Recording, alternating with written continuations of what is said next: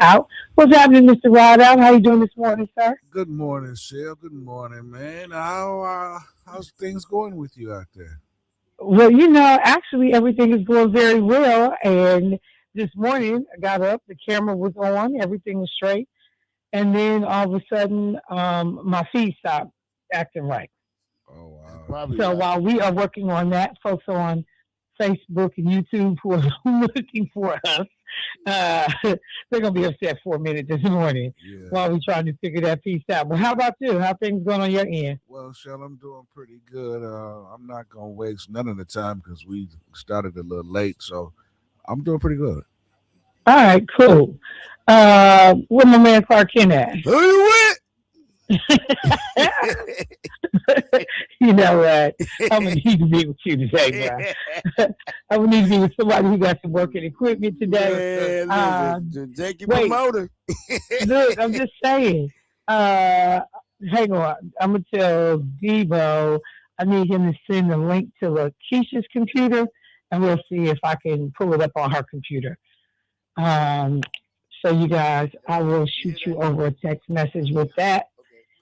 Um, in fact, Keisha, can you text Jermaine your email so they can try and send you the link or text it to Debo?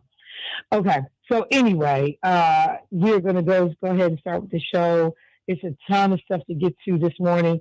Jermaine, it is Wednesday. I mean, know, late or no I late, kn- I it kn- is Wednesday. It is Wednesday, and it's 2 weeks in a row. But I figured since things is going haywire right now, we're trying to get things going. I don't want to set you That's behind.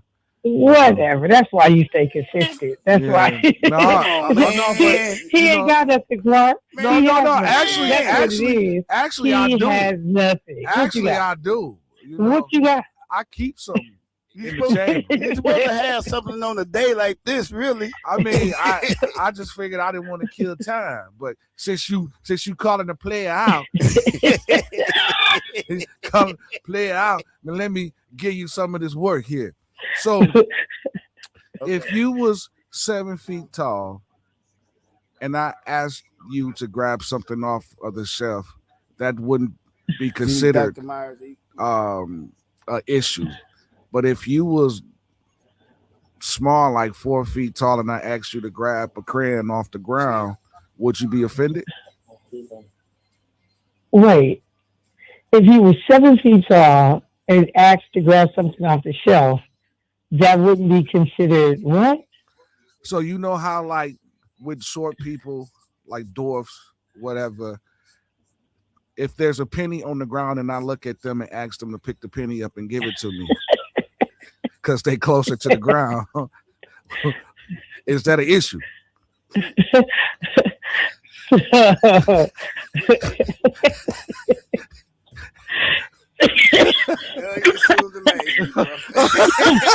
I'm just saying, don't call me out. I keep some in the chamber. So, are we talking about, like, am I offended by the height, Joe?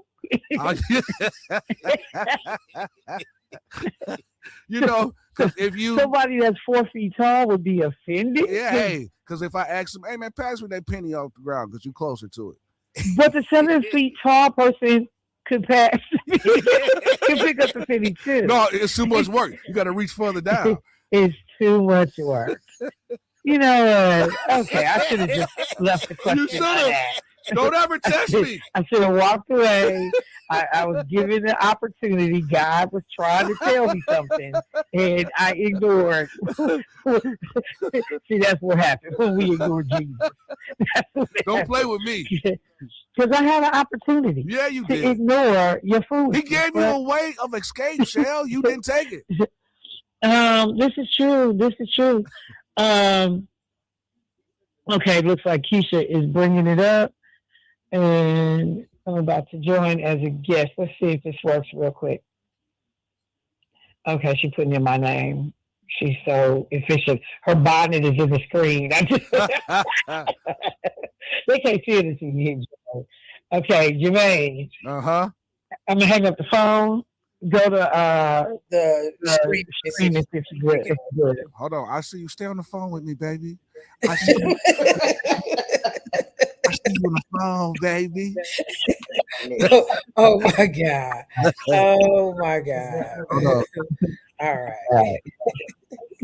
Yeah, that's that. We good? We good. What's up, baby? Hey, Michelle. Do we have charge on this computer, Keisha? Hey, Michelle. Okay. Say what now? Michelle, Devo said that a shower curtain behind you. No, you know what? Hang on, player. She said, hang on, player. It's actually the great outdoors. Why you ain't showing the outdoor? You should be showing that. If you really Why we want to can't see? know, You don't want to tease us like that? It's what you see the boat behind Well, I'm me. saying, wait a minute, is that Gilligan's boat right there? You know, don't try to have jokes about the chalet. Gilligan's The Island. accommodations are always superb. Let's I'm be just clear saying. about that. Hey, No, hey, it's all- Michelle, Devo said open the other curtain.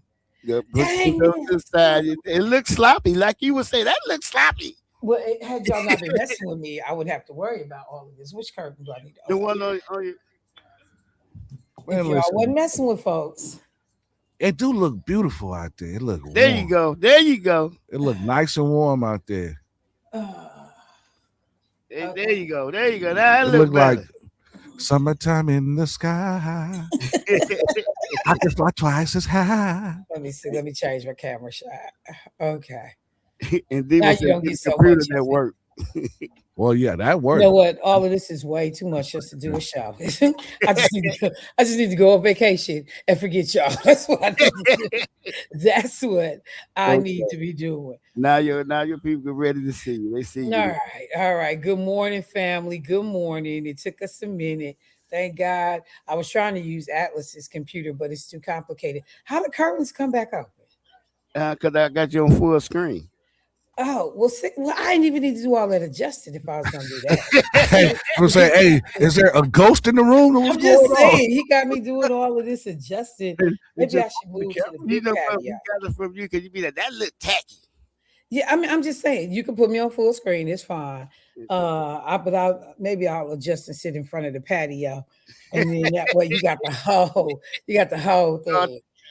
But all right, well, a lot to get to this morning. Thank you for the team and the patience and trying to work it out. Thank you, community. You have all had to be privy to me trying to figure out I'm feeling like Keith right now. I'm way more professional, way better than Keith. But I'm feeling like I'm having a Keith moment where he was trying to get it from his house. Can y'all hear me? Can y'all hear me? So my apologies to the community.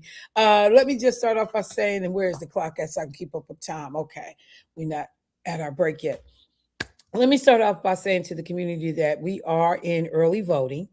Started on yesterday, the 28th, and it runs until August 9th, I believe. I'll get the specific date, but I want people to make sure that you are talking to other folks in your family. If they are not registered, if they have not voted yet, we need people to get busy. We need folks to show up to the polls. This primary is going to be very important. We have 5 candidates in the race.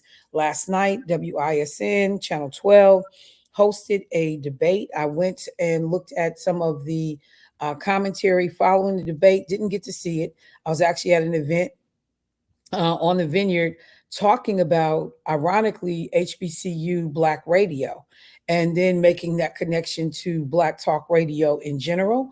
So I was actually at that event last night with some sisters from around the country who either run HBCU radio programs on campuses, have done research in this work, or are professional journalists, on-air personalities at other stations across the country. So that was a really, really cool event that I attended last night.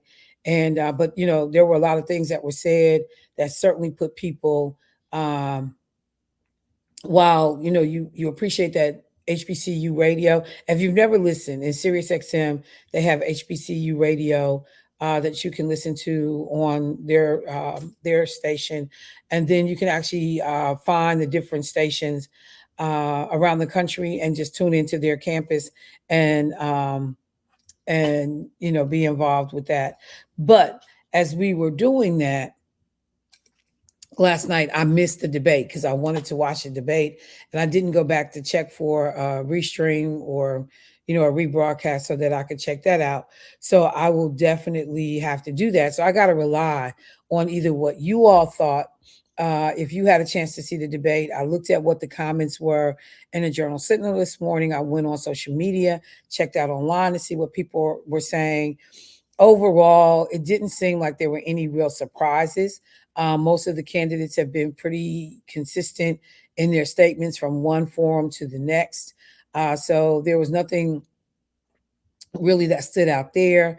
I know there was, when they talked about who went on the attack, with Francesca Hong being basically the front runner right now, I think more people might have expected that some of the opponents would come after Francesca Hong to be able to show either the clear differences between the two of their campaigns, or why she was bad for this particular election. But that didn't really happen, according to what I read in the Journal Sentinel. They, in fact, went so far as to say there was really only one kind of attack moment or negative moment, and that was when Mandela Barnes said something to David Crawley. And right now I don't have the story pulled up because I was doing all this resetting on my computer, but I'm going to go and pull it up now. So what he said, it wasn't like, like blood attack or anything like that. But one of the things that some of the folks noted is that, there was clearly some frustration on the part of Mandela about how things are going. He was asked a question about why, or how did he feel about Tony Evers not endorsing him? And, he basically said something to the effect of, that's cool because I'm not the status quo candidate. I'm not the, I can't think of the word I'm looking for, but the entrenched person with the whole candidate situation. But the thing that made it interesting is that, but you've been the establishment, there it is. You've been the establishment candidate all along.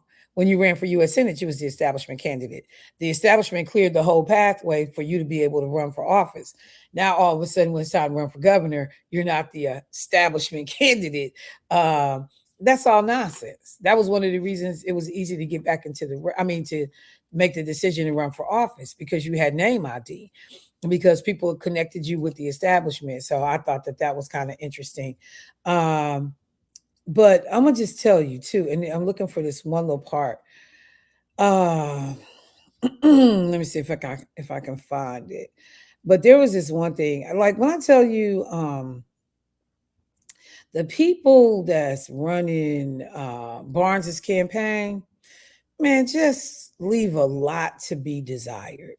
Just a whole lot to be desired. And it was something that was said, and I'm gonna go back and find it. It was a post that was made after the whole thing was over, and they attributed to Barnes's campaign. Barnes said that he hadn't read the post, but said, you can't be posting stuff under my name or connected to my campaign, and I don't know what's out there. And I'm going to find, wait, there it is. Barnes said he hadn't seen the post. Oh, so there was a reference during the debate. Barnes's campaign posted a photo of David Crawley standing on a raised platform behind the lectern, saying he was, quote, being propped up by special interest and a step stool. Hong and Royce also stood on platforms. And it's interesting because Kelda Royce is actually tall. Francesca Hong is not that tall, but Kelda is tall. So I don't know why Kelda would have been standing on a platform. And, we've seen the jokes before when Mayor Cavalier Johnson was seen standing on a platform at an event. And, a lot of hay was made about that. But here you are trying to convince people, or you should be trying to convince people, that there's a degree of leadership, that you exude, that you are ready for the seriousness of this job. And you got silly campaign members sitting in the background talking about DC standing on a platform. I want to be clear. There's no need for DC to stand on a platform. I don't know if for the purposes of the staging, if they did that, because we've seen stations make adjustments so that the look is more even when things are happening. So I don't know what that was about. But I just know that if I'm the black guy in the race, I'm not going to be coming for the other black guy in the race talking about height. I'm just not going to do it. I'm just not going to do it.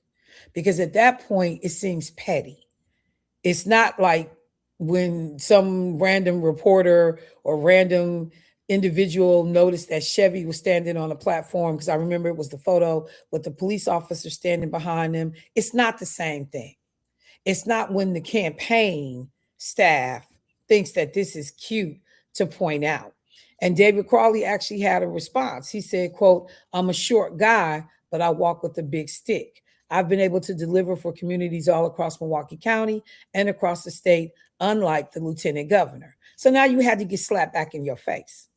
Ooh, that was, a forced error. It didn't need to happen. I got to go to break, but I just need, this is the telltale signs. And it's so, your campaign staff, they're not serving you well, fam. They're not. And for you to be able to say, well, I didn't see the post. Rule number one, don't be sending out nothing under my name and on my behalf, and I don't know what you're doing. And what you thought was cute and tongue-in-cheek, talking about a step stool, yeah, it's different when it comes from somebody else. But when it comes from the other black guy in the race, the only person that got attacked in the race was DC by the other black guy, all this is a bad look. Because it's white boys that's sitting there orchestrating what gets said and what these attacks are. So, again, free advice, free unsolicited, y'all need to pay me advice.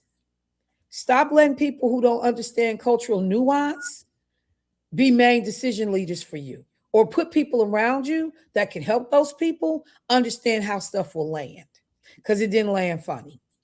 It wasn't cute. It wasn't necessary. It makes you look petty and it looks small, that in the midst of debating important issues of the day, your campaign wants to point out that David Crawley was standing on a stool. Everybody knows that David Crawley is shorter than Mandela.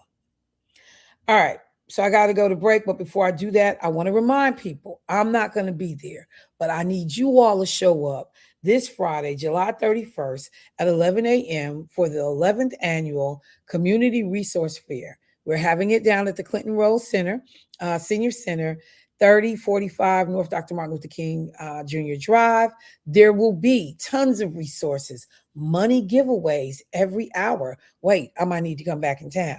State Fair tickets, MPD ice cream truck, diversity mobile unit, mobile Survive Alive house. We got to teach kids about fire safety. Book bag giveaways, demo drive a Tesla. Say what?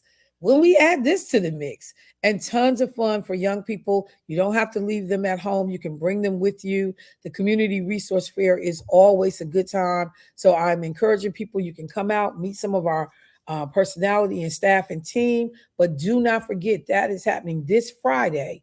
And it starts at 11 a.m. I will get a time about when this ends so folks know what kind of time frame they're working with, but make sure you join my teammates down at the Clinton Rose Senior Center. Let me take a quick break. Michelle Bryant, WNOV, 860 AM, 106.5 FM. Family, I'll be right back.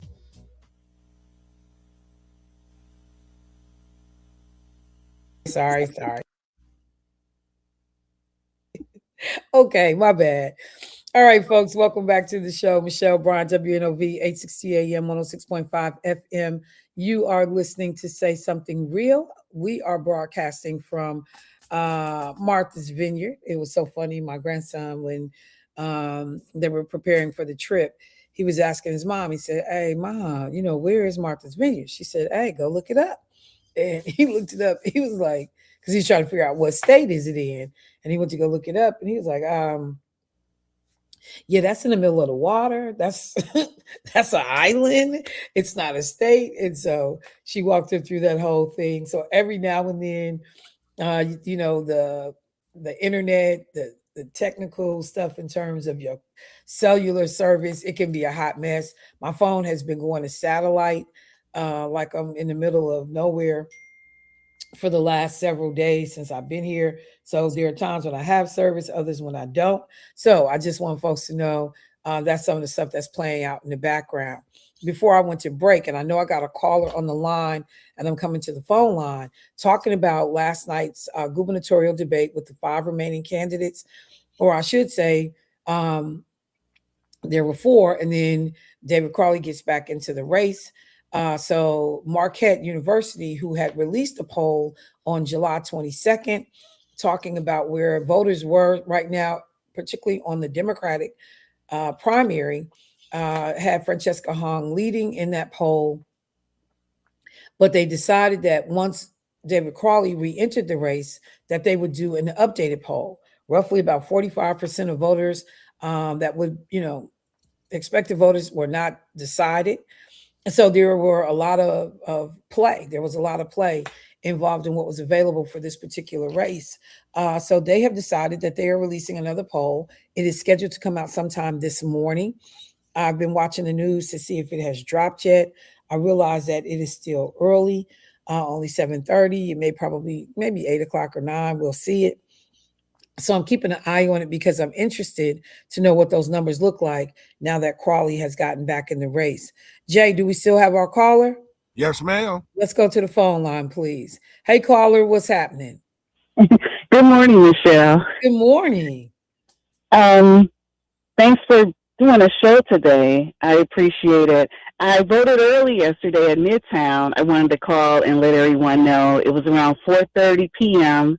And the guy said that they had a really big push in the morning time. Okay. But when I was there, it was still people coming in. So that was very uplifting. I voted for David Crawley, and I think he did really, really good last night. I wish him, Hong, and Kelda we could just vote for all 3 of them because they were on point and sharp. The moderators were really, really good. I don't know who that Caucasian guy was. Matt Smith. As far as what's his name? Matt Smith. Okay, I never seen him before, but they were really good as far as the follow-up questions, keeping them on time, and the type of questions that they had. I wish they would have dug more into healthcare and abortion rights, but I did appreciate the questions on that voucher system and the AI data centers. Those I was really in tune. So I'm not a single issue voter, but those are 2 topics that's very important to me. And it seemed like they all agreed about the data centers as far as holding those people accountable. But the voucher systems, I like their responses in regards to we're not going to end it right away, but we're not going to keep adding to it because they do realize that it's an issue with MPS and the taxes that us as citizens are paying. But overall, it kept me engaged. It seemed like it went by fast. I don't know if it's because I was anticipating it or if I'm getting older now or something, but it really kept me engaged as far as being in tune to listen what they had to say as far as issues. And then again, the moderators did really good. So again, thanks for doing the show, Michelle, and have a good day and safe travels. No, and thank you so much, caller. I really appreciate the intel. What'd you say? Michelle, while you've been in Chicago and Martha's Vineyard vacation, I did have one question about Trump. Yes, go ahead. Can we invoke the 25th Amendment? He's trying to get rid of the Elections Commission and where he can stay in power forever and wearing 2028 hats and things like that. What would it take for us to evoke the 25th Amendment, or do we just have to just wait until November and vote as a country? All right. I will take a stab at answering that question for you, okay? Thank you. Bye-bye. Yes, ma'am. Thank you. I appreciate it. So when the caller references the 25th Amendment, this is the amendment that can be used to get rid of a sitting president, to remove them for cause. And it would take an act of Congress that we are not going to see because of the congressional makeup, the Senate makeup in terms of Congress right now. But this addresses incapacity and succession.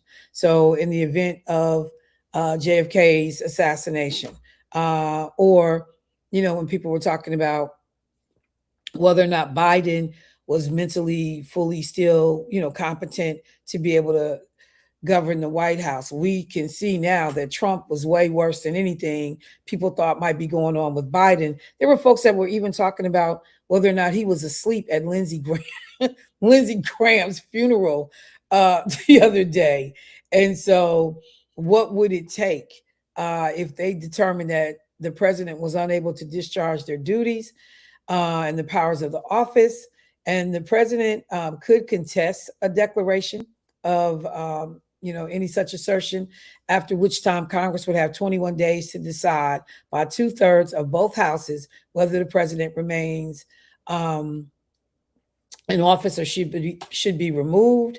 And so, it's an involved process. A lot of people have been talking about it. Again, what they're concerned about with him and falling asleep in meetings, briefings, ceremonies. This man has been said to fall asleep everywhere. Some of the incoherent statements that he's making, the ramblings, the late night social media posts that, it's like, this dude does not seem like he's playing with a full deck all the time. And so a lot of folks have been talking about whether or not that this is something that needs to be considered, if somebody needs to pull the trigger on this. But again, even with all of the procedural things that Trump could do, the legal fights to stop this from happening, there is not enough will from 2/3 of these bodies to make it happen. So at this point, you got a better chance of impeaching. No, you don't. We are in trouble because Republicans, have decided that they don't see anything wrong with the behavior with the current president, at least nothing wrong enough that they need to take action. So we are in trouble. That is why it is so important for folks to show up and vote. You want to make sure that we got people in office that take their branch of the government as seriously as they defer to the president and their powers. Let me do this. Let me take a quick break. And then we'll come back and get to some of these other issues that are out there. DEI, the talk of the island, the HBCU panel I attended last night, talking about a lot of these historically Black colleges and universities are owned by the states or, state schools. And if the state legislatures begin to start messing around on campus, what that looks like, we've already seen one HBCU be reduced to only 10 in-person majors. Everything else has been shifted online. So they have basically, and I'll talk about that, but I bring that up because there's also a bill that's been introduced that would get rid of affinity groups in Congress and the Senate. Since I'm talking about it, groups like Congressional Black Caucus, there's a bill on the table right now that potentially gets rid of the Congressional Black Caucus and affinity groups of a similar ilk. So let me take a break. We'll talk about it on the other side. Michelle Bryant, WNOV, 860 AM, 106.5 FM. Be right back, y'all.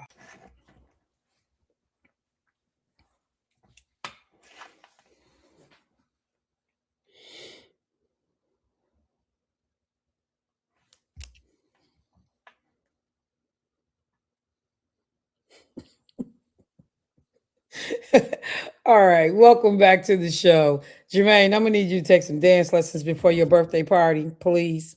Listen, I got the moves. I got the moves like Mick Jagger. Mixed moves weren't that great either. I'm just saying. Watch it now. He kind of looked like he was having an epileptic. Watch it. I got moves like Mick I don't know if those are the moves you want to say you got, bruh. But by the birthday party, I'm gonna need that. How is the party? Matter of fact, what I'm gonna do? Oh, the party is looking great. It's actually coming along great. it's looking good. People saying that they coming, but you know, people lie a lot too. So I just want to see you pull up. Just pull up, and then you know, and then we gonna dance the night away. I'm gonna have on my shiny shoes, man. Like, Really? yeah, my shoes gonna be sparkling. Yeah, a Really? whole lot of glitter everywhere, just Why you glitter. rubbing your chest? I don't know, just glitter just everywhere. I don't Well, I know. can't wait. I can't wait. It's I'm gonna going, be back in town just in time to be able to partake of the celebration. I yeah, cannot wait. So yeah, thanks for that update. I need to go yeah. get me a shiny outfit too. So Uh, everybody out there, get you a shiny outfit. Show up at OG's. when is the party? August 14th is it's open for everybody to come. It's $25 at the door, and it's gonna be fantastic. Michelle Bryant is gonna be there, and we gonna dance. And we gonna have a dance contest. She don't know it yet, but I just told her. So we go we gonna have a dance contest for our birthdays. Oh, Got the best moves since she want to challenge me on the air. You know, look, player, no need for the contest. I got ooh. You've already lost this. You've already lost this battle. All right, folks. Let me hit a couple things real quick, and then I'll come to the phone line. See, I got a caller. So I need to also include when we were talking about the 25th Amendment. I forgot one key element that I wanted to mention. So the vice president, and this is why I was saying, yeah, none of this is going to happen. The vice president and the majority of the president's cabinet must declare in writing that the president is unable to fulfill their duties. The declaration is then sent to the Speaker of the House, Congress, and the President pro tem of the Senate. The president, again, can contest the whole thing. Congress will decide the issue, 2/3 of the vote. But to trigger it, at least one of the ways I know to trigger it, is the vice president and the majority of the members of the president's cabinet have to come to Congress and the Senate in writing and say, hey, your boy gone. And we need to do something about this. So I just wanted to be clear on that. The other thing I will just quickly say, I heard from someone during the break. They said that they watched the debate. They said that the time was too short. It felt rushed. Some of the questions asked have been asked and answered on multiple platforms before last night. So possibly a better use of time with the questions. That's just me adding that part. They said Mandela did take shots at David. David looked tired, which he probably is. David is the only candidate that has executive experience and has been elected to multiple positions. And that they are hoping that people don't take the debate as their only place to go get info on, how to vote or what they're planning to do. And they were also wondering about how long will it take for people to get in line behind whoever emerges victorious on August 11th to help then go head to head with Tom Tiffany on the Democratic side of the aisle. So thank you for the individual that sent me that information. Let me go to the phone line. I understand I got a caller. Hey, caller, what's happening? There we go. Now you got me. Good morning. Good morning. How you doing this morning? Blessed, joyful, grateful, thankful to the Lord. And good talking with you from long distance. Enjoy your escapade, whatever you're on there, vacation. Enjoy it. So when you get back, we got plenty of stuff for you, Michelle Bryant. Do say hi to my little man Atlas and his parents as well. Good morning, good morning, Milwaukee. Good morning, man. Right out. Good morning, Clark Kent. Good morning. Good morning. Who Good you morning. with? Well, right now I'm with everybody right now. Since it's election season, I'm with everybody, and things is we gonna boil it down to what we need to on the ballot. But right now we letting it unfold. I'm with everybody. But good morning, Milwaukee. Tyrone W. speaking indeed. You know what? I'll tell you. I was out in the yard there, and I missed about the first 10, 12 minutes of it there. But introductions and all that. But are you talking about the debate last night? Yes, ma'am. Yes, ma'am. Okay. The caller before me, the young lady, I appreciate. Telepathy is amazing, absolutely amazing, man. I mean, actually, she was almost like not going to take anything from any of them. I mean, like she said, though, and I agree. I think the top three for me personally right now is Miss Francesca, David Crawley, and Miss Royce, Kelda Roy. Heard both of them on your show there, and then seeing them last night. They're very strong, very strong. Spoke about safety and public safety. Having nice neighborhoods for people to work, grow, and play in. Miss Royce talked about, I believe she said children anyway. I don't know grandchildren not, but she said children, possibly grandchildren too. That kind of gets away from me right now. But she might have said grandchildren too. But something for the parks and stuff to be safe for the babies and stuff there.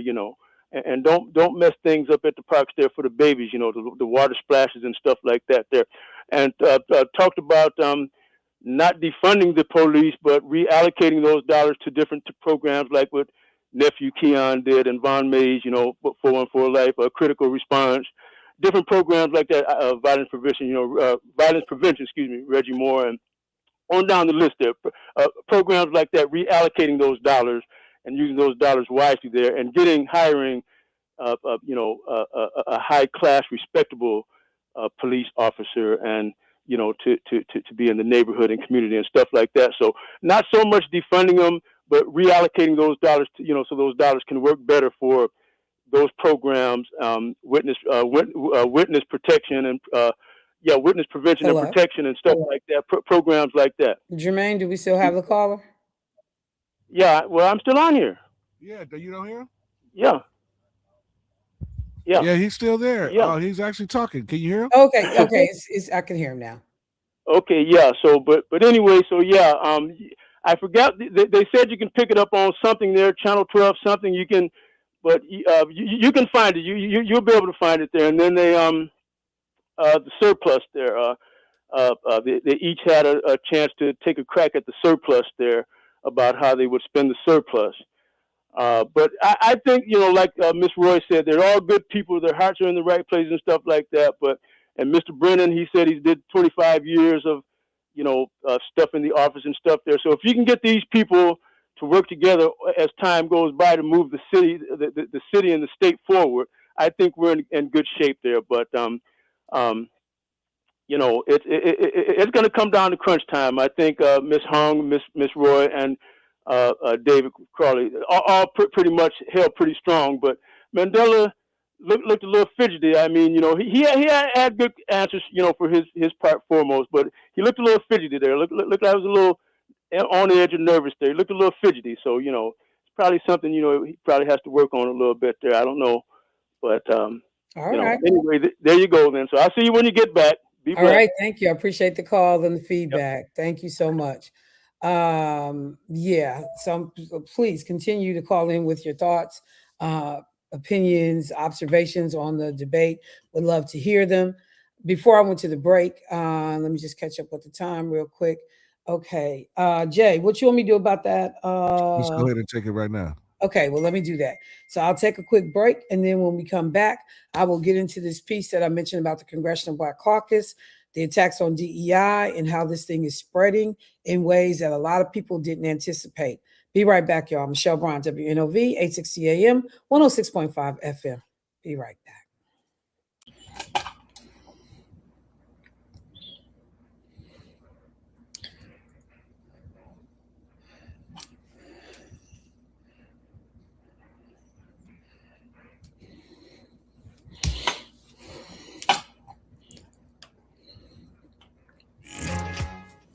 All right, family, welcome back to the show. Mr. Rideout, you look like you should work at an airport, bruh.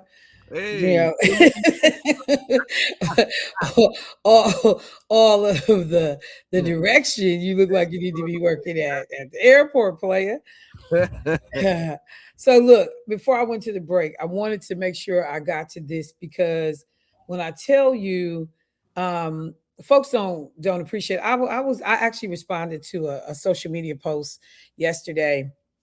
Somehow or another, I am caught up in the Trump world's social media algorithm. So I get a lot of stuff from Trump supporters.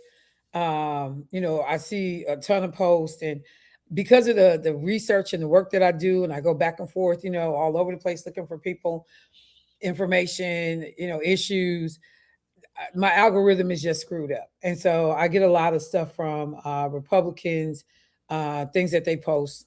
And this guy, he posted yesterday about how people can disagree. You see Trump having a limited vocabulary. I see a plain spoken man. You see someone who is rude and inconsiderate. I see someone who speaks his mind. It was that kind of, yin and yang about how the perceptions of Trump varies depending on, supporter or non-supporter. And he said, so at the end of his post, which is lengthy, he said, so basically, we just have to disagree. And that's okay. And so I rarely post in those chats and those conversations, but I just felt compelled to this morning when I said it would be okay if there weren't such real life consequences, like trying to rewrite slavery and the history of it in this country, like demolishing,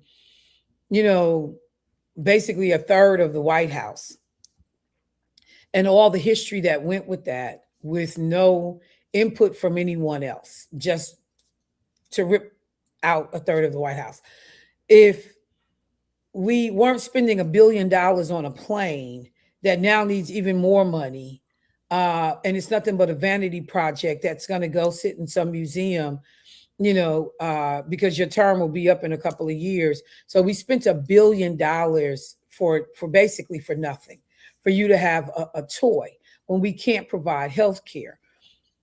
There's a sister on social media who did this great piece where she literally used only his words since his first term in office, talking about Donald Trump, where he talked about healthcare is coming, the plan is coming, it'll be ready in 4 weeks, it'll be ready in 4 weeks, it'll be ready in 2 weeks, it's going to be beautiful, nope, it's happening, in 2 weeks. And here we are almost 8 years later in terms of his actually having the ability to influence it, and we still have nothing. It would be okay if we weren't spending $36 billion on a war in Iran that has netted us nothing, because we were told that the military capabilities of this country had effectively been, just wiped out. And yet they've been able to respond militarily to every single thing that we do. And in some cases, initiate military contact. So did we really disable their military capabilities? Probably not. It would be okay if we weren't killing people in boats in other countries, in international waters, calling them drug dealers with no proof whatsoever. So allowing America to become the judge, jury, and executioner and literally provide no proof of more than, I don't know if that number is like 150. I need to go look and see. I think it was over 200 people that have been killed by the United States of America and this administration with no proof, no trial, no evidence brought to the American people. So that's what I was kind of on this morning. As I read a couple of days ago about the fact that Representative Nancy Mace out of South Carolina, who is on her way out, so she's disgruntled for a lot of reasons, she has decided that some of her parting work, my most memorable things, and she has had some doozies, would be to introduce a resolution that would put an end to race-based, gender-based caucuses in Congress. Every year since I have worked in Lena Taylor's office, which dates back to 2005, I think I've only missed maybe 2 years of attending Congressional Black Caucus. annual conference that they host, usually the third week in September in Washington, D.C. For anyone that loves politics, policy, you want to be able to see the decision makers up front, in person, all of the folks that are weighing in on issues all across the country, you go to Congressional Black Caucus. It is the place to be every September.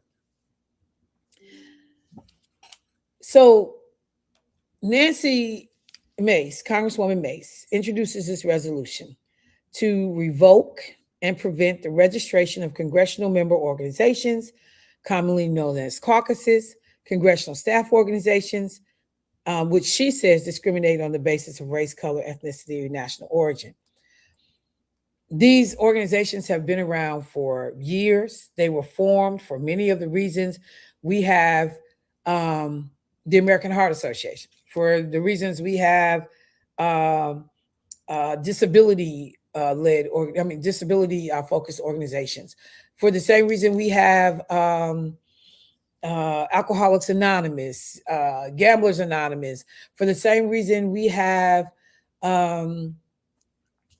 any affinity group that speaks to a particular and specific interest that is not being addressed by the broader community. Any group. So the folks that would be targeted, that would be impacted: Congressional Asian Pacific American Caucus, Commission on the Social Status of Black Men and Boys Caucus, Congressional Black Caucus, Congressional Black Mental Health Caucus, Congressional Caucus on Black Innovation, Congressional Diversity, Equity, and Inclusion Caucus, Congressional Hispanic Caucus, Congressional Hispanic Conference, Congressional Latino Jewish Caucus, Congressional Predominantly Black Institutions PBI Caucus, Italian American Congressional Delegation, Black Republican Congressional Staff Association, Congressional Asian Pacific American Staff Association. You see where I'm going? The Hispanic Staff Association, the Korean American Staff Association, the Latino Staff Association, the Greek American, the Italian American, the Middle Eastern and North African, the Republican Asian, the Syrian American. Do you understand what I'm saying? That we have a lot of people at the table who understand that there are unique issues that impact their constituencies, and they come together as caucuses to talk collectively about what we can do to move the needle for these respective groups. That's what it does. That's what they do, plain and simple. They're not anti, they're not bashing, they're not saying fund us, don't help anyone else, only pay attention to our issues. But what they're saying is, if you look at the political landscape and you look at policy and you look at who the policymakers are and how these decisions are being arrived at, if you look at who's lobbying people on issues, many of those folks do not look like others in these groups. So we need people to put on folks' radar that Black infant mortality is through the roof. We need people to put on their radar that there are a number of, school children that need English as a second language offered in their systems. I mean, whatever the issues are, we need folks in the room to be able to One of the things that I love about me being in the rooms that I'm listening to conversations, and it becomes crystal clear. Black folks are not a part of this conversation. The people making the decisions, the people funding the decisions, the people doing the research, what they're researching, AI products being developed and created, but no people of color around the table. So I just did that, the article about Aisha, the AI, like ChatGPT source that you can go to, AI assistant, to get information that has been curated or created with Black folks, by Black folks, because we may look at things differently. It's not one size fits all. And that's what folks keep trying to make this country right now, is a one size fits all. And the one size happens to be white males of a certain financial ilk and status. And everybody else has to, figure out how they fit in. And if you don't fit in, you're pushed out. Even white low income, undereducated white males, you can be pushed out. We can use you to go fight our wars. We can use you, to help turn out, voters. But when it's time to think about policy, you're not at the table. You're on the menu. So I wanted to flag that for people because these, back to that poem that was written by this German writer who, when they came for us, when they came for this group, we said nothing. They came for this group, ha ha ha. They messing with the immigrants. When they came for this group, ha ha ha. They getting rid of the Somalians. When we came for this group, ha ha ha. We getting rid of, and then eventually there was no one left. There was no one left. So when they started, and they do it by the poem. They came for the communists. They came for the socialists. Those words are actually used in that original poem. They came for all these groups. And we all said nothing because everybody will tell you being a socialist is a dirty word, except when you get your car out on the public road and you drive it, except when you got your kid in public education, except when you benefit from Social Security. Yeah, I'm not saying I'm a socialist, but I'm saying stop playing and acting like they're not elements of all of this in many of the things that we do.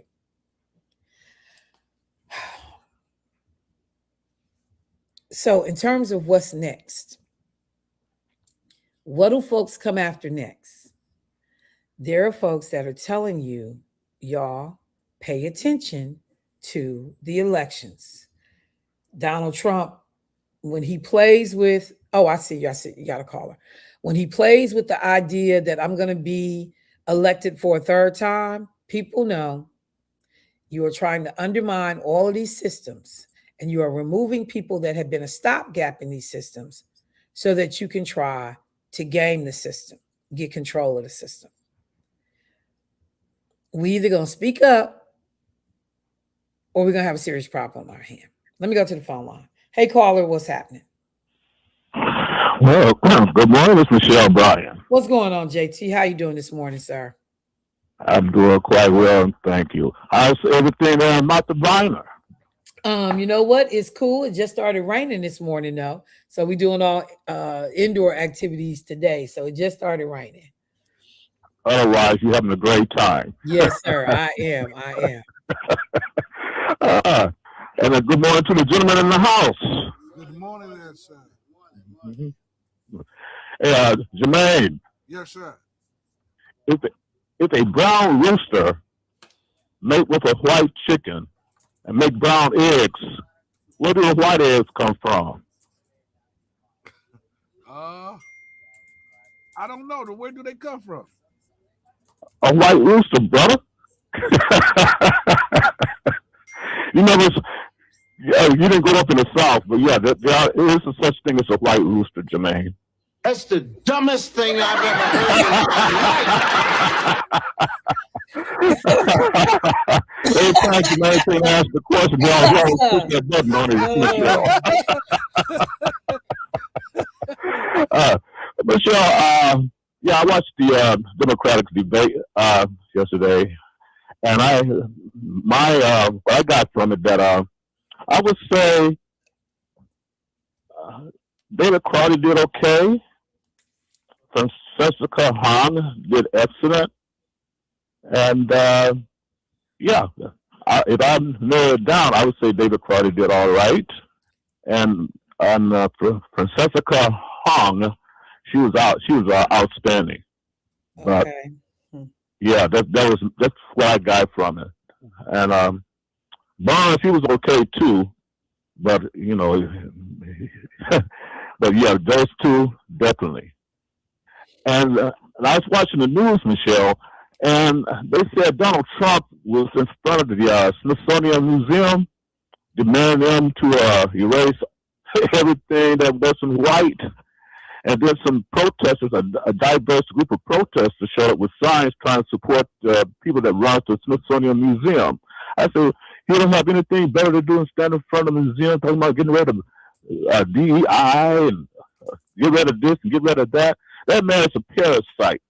And I can't wait until November. And I hope to God that we can take control, at least the Senate, so they can impeach his parasite butt and get rid of those Nazi Republicans for a while. And I hope they don't come back.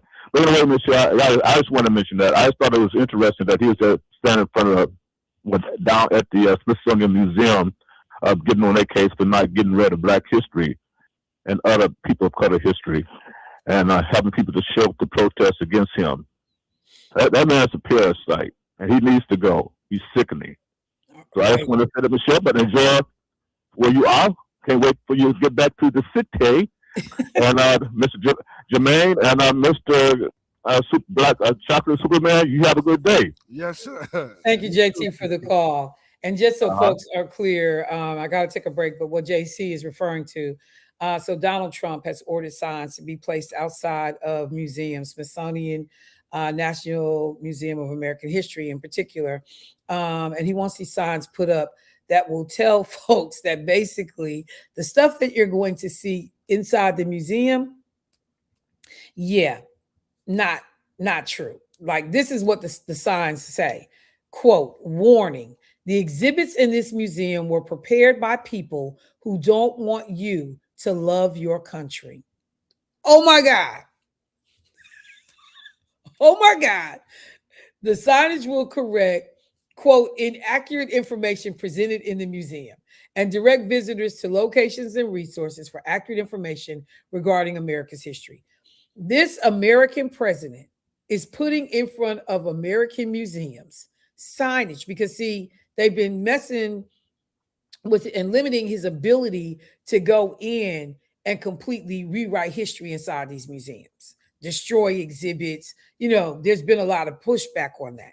So while he's fighting some of this, he was like, oh, well, I control the land. I control signage that goes. So you literally are putting signs that visitors to these museums see when they walk in that say, yeah, don't trust nothing that you see up in here, because we truly, me, Trump, my supporters, we know the real version of American history, and nobody else's version is correct. Like, so that's what JT is referencing. And this was the thing. This comes as the president and his team, in terms of targeting the Smithsonian, which gets about 2/3 of their money from the federal government, that they are going to put in this different type of ideology. And, you know, one of the things that people were concerned about is that you would also physically destroy the exhibits that they're removing. I got to take a break. I see some more callers. We'll get to them. But yeah, JT, that one was just too unreal for so many people. Like, you got to be kidding me. Like, all the things we got going on in this country, you got time to be messing with these museums. But if they can get you to believe revisionist history, they can get you to overlook what's happening to you right now. Affordability, housing insecurity. Over 300,000 Black women that have been laid off under this administration. Seems very targeted. You know, I can pick your pocket while you over there attacking the LGBTQ person. You don't see what I'm doing to you. Let me take a break. Michelle Bryant, WNOV, 860 AM, 106.5 FM. Family, I'll be right back. WNOV.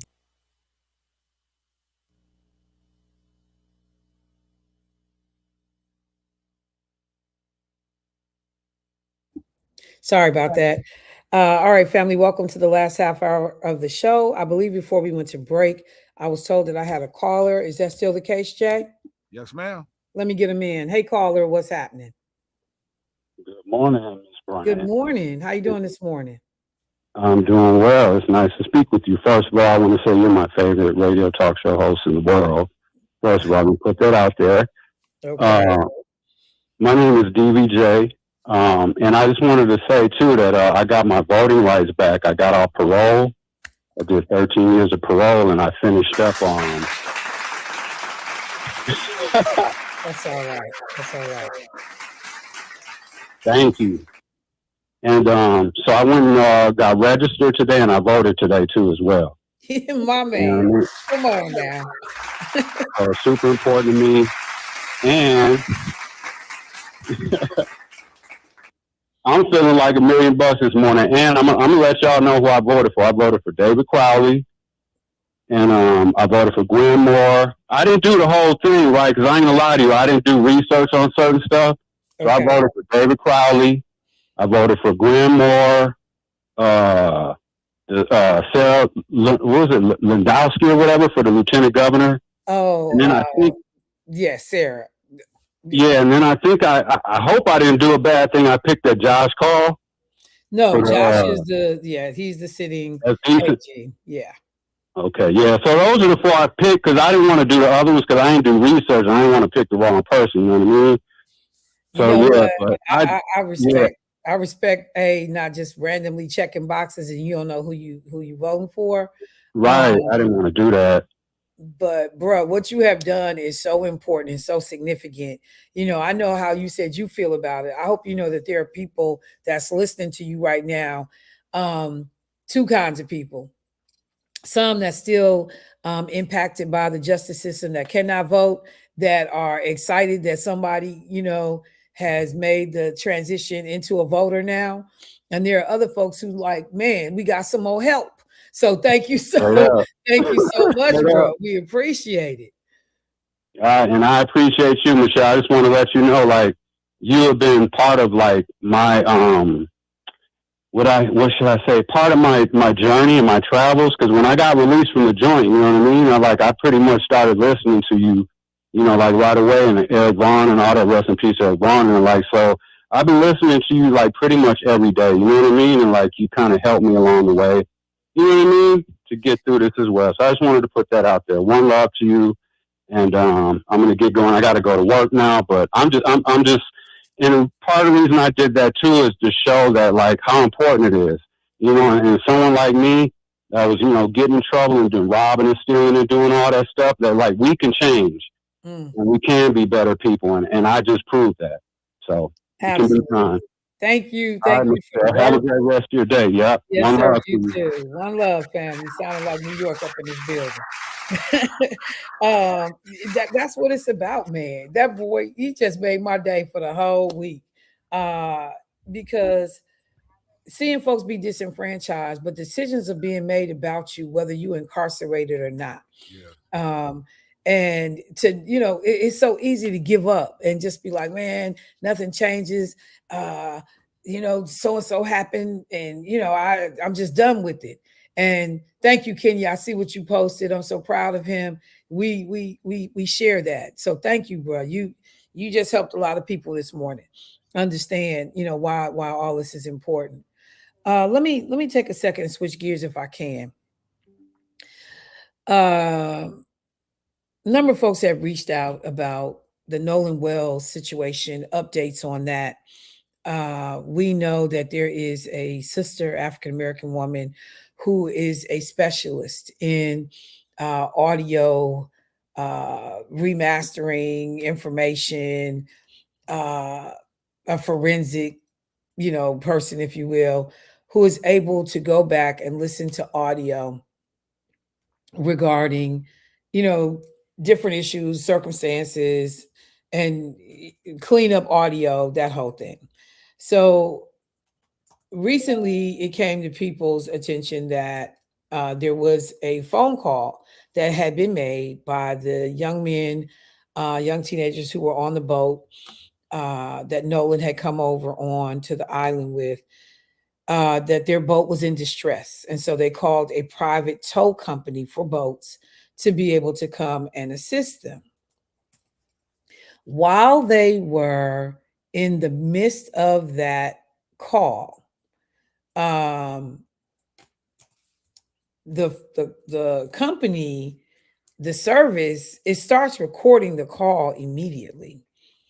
And so while it is reported that the young men didn't realize that there were portions of their conversation that were being picked up by this this program that was taking this emergency call for service. So this young woman, her name is Janetta Brantley. She's an audio engineer. She has cleaned up and the name of the company is called CTOW, TOW. She has cleaned up the audio, she said, that was associated with this call made by these three young men. And she talks about, her background, how she chooses to do it, what she did. And she said she got to a point in the audio where she had to stop because she was hearing certain things that she hadn't planned. She didn't think she was going to hear. She said, quote, I originally intended to continue much further, but once I separated the dispatcher from the boat and started concentrating exclusively on the background dialogue, what I believed I was hearing became extremely difficult for me to process emotionally, and I needed to take a mental break. But because I wanted to release this portion, because some of the details that stood out most to me occurred very early in the call, like right at the top of the call. So she tells people, I want y'all to listen first, listen again, compare the original recording, and then judge it with your own ears. So some of the things that they say, and there's different points. She actually puts the video together. I won't play it just because I don't have it hooked up on my system here, but somebody says, can be her saying, can we cover it up? She says, someone says, yeah, I thought all about that. Oh, you killed him. Quote, then the next person can be heard saying, he's already dead. Is he dead? Somebody said, yeah.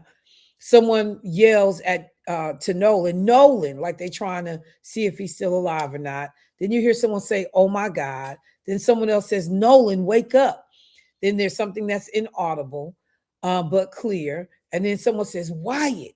And then someone yells, get, wake up. Again, like they're talking to Nolan. And then they yell again, get the blank up. Damn it, Bart. No-No's really dead now. I guess his nickname was No-No. No-No's really dead now. So the sister puts this out here.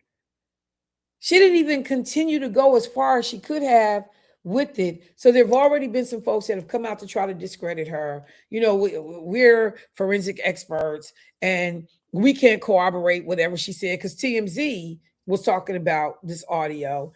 And this sister was like, no, y'all can stop playing with me. Because, I do this for a living too.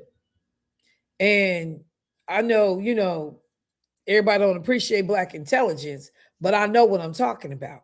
So now, we will wait to see what the investigators say, because they should have access to some of the best equipment in the world. Even if they don't have it in their own facility, they should be able to get access to it. And, so one of the people that hit us up, he said, so you got access to these kind of resources to clean up that audio and nobody did it? But remember how quickly the police department came out and said, nothing to see here. There was a drowning. Go on about your business. Everybody go home. Story closed. You did it within hours of this whole situation being uncovered. In terms of this young brother being found deceased. So we'll keep our eye on it, what this audio means. I'm sure Attorney Crump and his people will be all over it. But I just wanted people to understand that there are already folks that are now out with their expert companies who are challenging what this Black woman found in her own research on the issue. I understand I got some callers. Let me go to the phone line. Hey, caller, what's happening? Good morning, Michelle. This is Tyrone. I just that brother inspired me too, because I mean, if you've ever worked with brothers trying to help them make those transitions from the joint to life, it ain't as easy. And that brother had so much confidence what he needed to do for himself. Right. Man, if I had one of them companies that was helping brothers transition back into the real world, he'd be hired, man. That was just so that was just so inspirational that he could do so much of that on his own. Right. And to make those changes, just inspirational. I congratulate the brother, because all of us who have people in our family or have people who have been incarcerated or have issues, we understand how hard that transition is. That to hear him testify this morning was just outstanding. So, and the last thing, I had left you a message. I want people who are retired to understand. A friend of mine who I've known for years has some dealings with the Social Security. He said in that big bill, and I don't want everything, they did something in there to Social Security that's going to be coming due the end of this year. And said people need to be ready, because they've done something that's going to give them an advantage. They're going to change when the checks come. And he said there's all kind of changes coming by the end of the year. And he was like me, so I was upset because no elected official has talked about what's coming with the Social Security changes and stuff that was stuffed in them bills that the GOP touted and hurried on. And so I just want those of you and myself who are retired, to understand there's some games being played in D.C., and I think that's where they're getting all that extra money. You can't ask for $65 billion. I think they're raiding all kind of accounts and programs. As we know, they just canceled all kind of programs. So just all of us be aware. But anytime you can ask your elected officials, especially federal, or somebody ought to know something about these changes that are coming to Social Security. You know what, Tyrone? First of all, thank you so much for the call. Thank you for supporting that brother who called in. That means a lot. Hopefully he heard what you had to say. And in relationship to Social Security. So I briefly mentioned this when the big, beautiful bill, and I need to not call it that, but that was the name of it. But when this nonsense passed, that they had already talked about how Social Security as the program overall would be impacted, because the way they had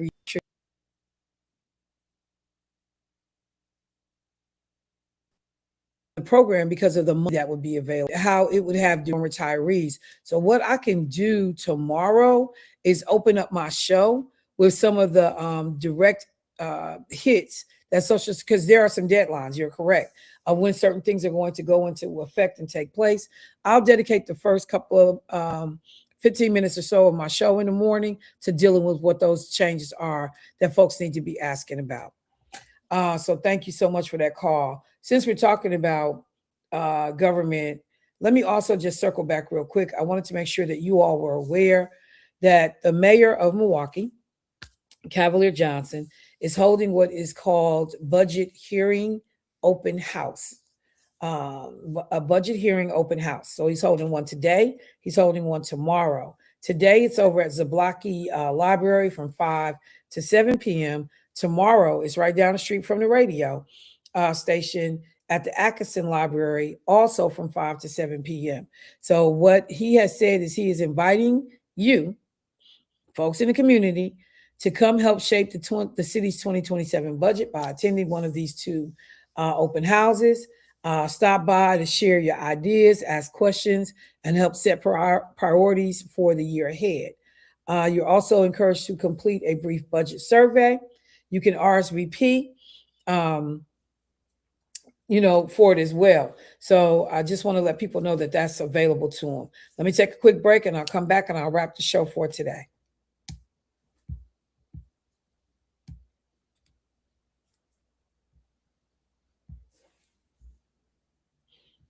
Jay?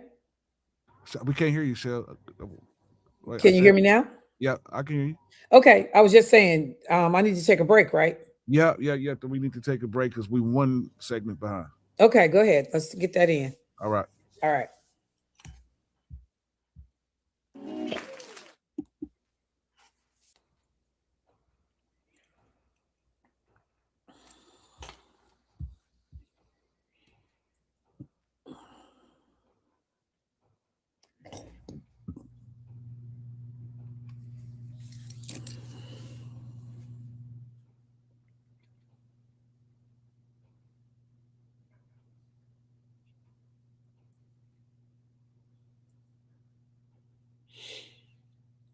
All right, family, welcome back. So there are just a couple of minutes left in the show, so I'm not going to try to work in a topic. I did see my brother Keith Paris coming to the studio. Good morning, Mr. Paris. Hope all is well, bruh. And where he at? I know I saw him. He here. He on He mute acting, right now. he acting janky as usual. Yeah. You know, it's so sad. It's so sad. Just take the camera off of him. He just so he's such look at him. He's such a brat, man. Hello, Keith Paris. What up, Michelle? How are you enjoying your summary?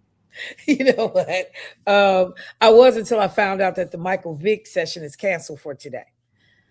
Folks having trouble getting on and off the island, so I just knew I was about to see Michael Vick, and I'm so sorry. Where's he coaching? Is it Norfolk State? Yeah, Norfolk. Yeah. Okay. Yeah. And so he, the president of Alabama State, was getting ready to be doing a session on Black collegiates and NILs and just the whole future of the game for brothers and sisters that are Black athletes at the collegiate level. So I was looking forward to that presentation today. But again, the weather is real crazy. So let me do this. I'm going to wrap the show.